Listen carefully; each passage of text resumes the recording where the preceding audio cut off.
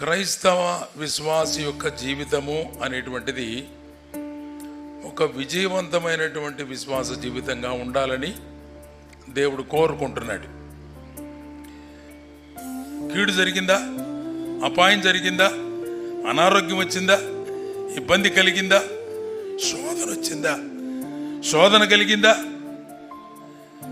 మేలు జరిగిందా, ప్రమోషన్ వచ్చిందా, ఉద్యోగం వచ్చిందా, పాస్ అయ్యావా, ఫెయిల్ అయ్యావా, ఏది జరిగినా దేవుని యందు విశ్వాసం ఉంచినటువంటి దేవుని పిల్లల జీవితాలలో ఏది సంభవించినా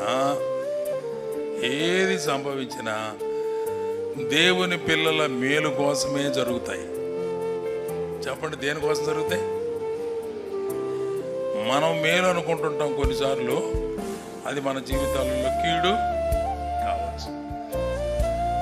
మనం కీడు అనుకుంటాం, అది మన జీవితాలకు మేలు కావచ్చు.